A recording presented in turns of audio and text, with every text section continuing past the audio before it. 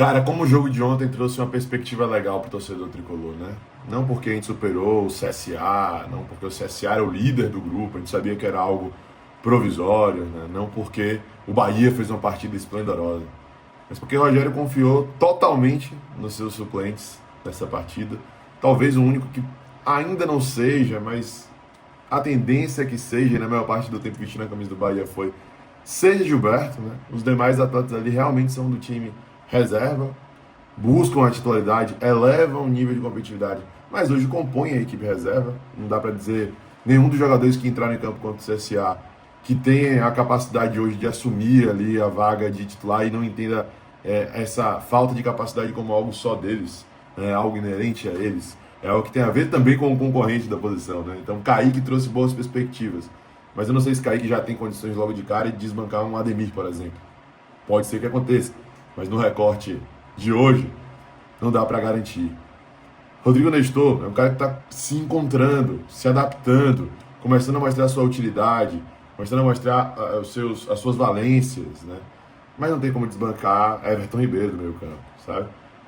Talvez exista uma briga interessante quando ele já estiver totalmente em forma e totalmente adaptado, que é o William José, né? Com o Lúcio Rodrigues ou com alguma outra estrutura de ataque, porque o William José é um cara acima da média, tem 3 gols na temporada. Mas olha só, cara, Eric, 4 gols na temporada. Jogador que pisa na área, volante que marca, que destrói e também contribui com essa intensidade agregada ao estilo de jogo, que auxilia muito no volume de jogo do Bahia, que é uma peça-chave para essa temporada. Encurralar o adversário, não deixar o adversário respirar, fazer isso com imposição física, mas também com muita qualidade técnica. E Eric é um exemplo bom disso. Mas será que dá para ele desbancar hoje, Jean Lucas? No recorte bem inicial de temporada, a gente até falava, mas Jean Lucas subiu o nível de jogo dele. Inclusive, fisicamente, é um cara que tem contribuído muito. E foi o cara que fez o gol contra o Boston River. Não só por isso, acho que essa foi a cereja do bolo, né? Tanto que antes dessa partida contra o Boston River, na live, na entrevista que a gente fez com o PVC, eu cheguei a falar, velho, Jean Lucas é o melhor jogador do Bahia na Libertadores, né? Contra o The Strongest nos 2 jogos e contra o Boston River no primeiro jogo. Aí ele foi e fez gol no segundo jogo contra o Boston River para poder selar essa afirmação e provar que realmente ela faz sentido, né? Evidentemente que ainda existe um desnivelamento em termos de características em algumas posições do campo, né? Caio Alexandre é um cara que é difícil de ser substituído em termos de características de jogo. Acevedo melhorou, Acevedo está cada vez mais capacitado para poder conduzir a bola, antes era só destruição e tudo mais, e ele evoluiu, eu reconheço isso, mas ele não faz a mesma coisa que Caio Alexandre faz, né? Não tem nenhum zagueiro que faz a mesma coisa no nível, pelo menos, que Ramos Mingo faz, no banco nem se fala, há uma queda técnica no banco, com o David Duarte e Rezende. Eu acho que de todas as posições do time reserva do Bahia, essa é a que chama mais a atenção, mas, cara, é um time reserva de qualidade, de bom nível. Ah, Barbaço, então isso tem que fazer com que o torcedor fique satisfeito e acredite que esse é o elenco da temporada? Não, não acho. Eu acho que a gente ainda tem lacunas a serem preenchidas. A reposição para Everaldo precisa chegar. Precisamos de uma afirmação maior no gol, por mais que a partida de Ronaldo contra o CSA tenha sido boa. Precisamos de uma certeza maior no gol, né? O Ronaldo indo bem, pode inclusive disputar a posição com essa certeza um pouco maior. O fato é que Marcos Felipe, infelizmente, não estava passando a segurança que o torcedor desejava. Não estava passando tanta segurança assim. Então, precisamos de jogador para essa posição. Precisamos de mais atletas para poder rotacionar essa equipe, né, e fazer com que a gente consiga suportar a temporada. Se o Bahia chegou na final do Baiano, se Deus quiser vai ser campeão, o Bahia vai chegar na fase de mata-mata da Copa do Nordeste e tem totais condições também de chegar à final. O Bahia tende a ir bem também na Copa do Brasil, já que pulou essas 2 primeiras fases porque estava na Libertadores. E aí a Libertadores é aquele campeonato que a gente está meio como franco atirador, né? Querendo, evidentemente, ir além, mas sabendo do nível da competição, da dificuldade. Mas assim, se o Bahia obtiver êxito em todos os torneios que tem para disputar, não se tem o Brasileirão, porque é um número fixo de jogos, né? São 38 jogos e é isso. Mas se o Bahia conseguir ir além, surpreendendo a Libertadores, por exemplo, pode chegar a 90 jogos na temporada. Pode chegar a 90 jogos na temporada. Eu não lembro disso ter acontecido nesse século com o Bahia, por mais que o calendário tenha ficado ano após ano ali, desde os anos 2000, muito mais complexo, muito mais complicado de lidar, com muito mais jogos, né? Mas eu não me recordo do Bahia ter feito 90 jogos em uma temporada. Isso pode acontecer esse ano. Então, quem avisa, amigo é, né? O elenco tá bem, é legal ver esses caras mostrando sua utilidade, mas a gente precisa de peças e eu espero, e aí é o grande ponto, que resume esse vídeo e que de alguma maneira sintetiza aquilo que eu penso. Eu espero que nessa temporada, o Grupo City, que vai ver o Bahia novamente passar por oscilações, eu espero que não sejam oscilações tão drásticas como foi a do ano passado, em que houve uma queda técnica absurda no segundo turno, mas o Bahia vai passar por oscilação, é normal, faz parte do processo. O Manchester City está passando por uma oscilação enorme agora, disse passagem, mas eu espero que eles assimilem essa oscilação e entendam que as movimentações da temporada fazem a diferença. O Botafogo não seria campeão do Brasileiro e da Libertadores. Dificilmente seria campeão do Brasileiro e da Libertadores se não tem as movimentações da janela de meio de ano, cara.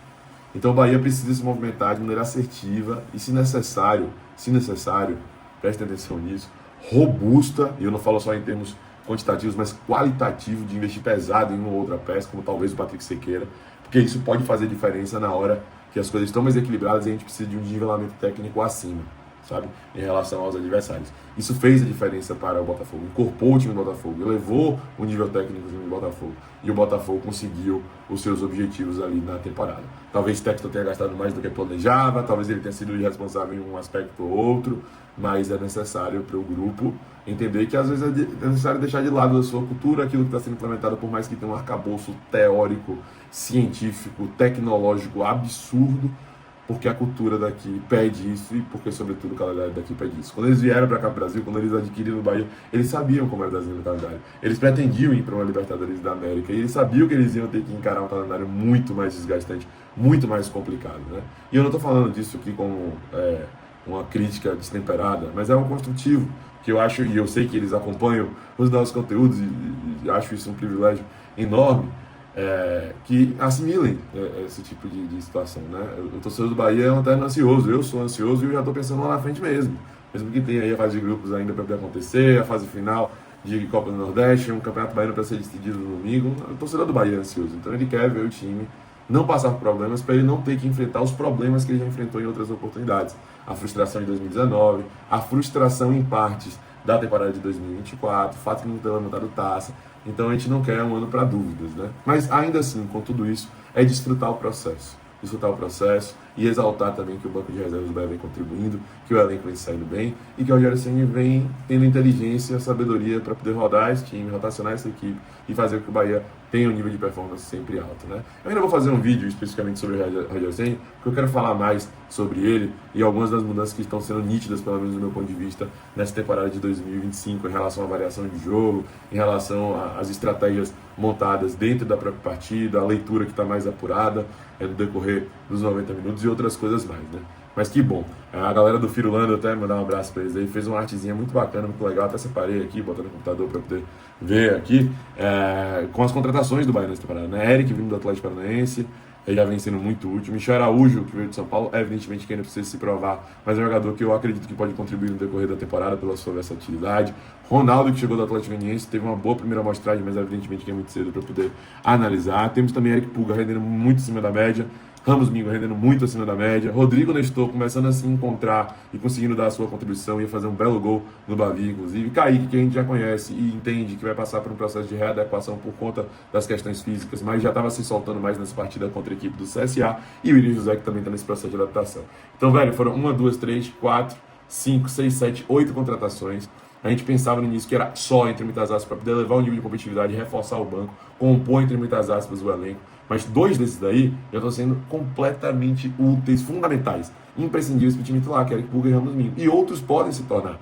Eric já tem 4 gols no ano, o William José já tem 3 gols no ano. A gente está falando de 2 reforços que não são titulares ainda, não tem perspectiva de serem titulares hoje, mas que já deram 7 gols nessa temporada para o Bahia, sabe?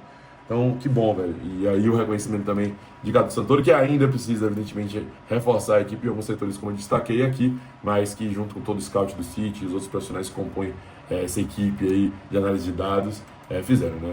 Boas movimentações e eu acho que a perspectiva é muito positiva, tá? Vamos que vamos, agora o objetivo é ganhar esse Campeonato Baiano no domingo, se Deus quiser isso vai acontecer, e a gente vai ver junto lá no Pirambeira, na Pituba, na frente do Taco Bola, chega junto para poder acompanhar. Galera, deixa o like, se inscreve, ativa o sininho, compartilha, abraço, até a próxima, eu sou mais Bahia, eu sou mais Nordeste. E você?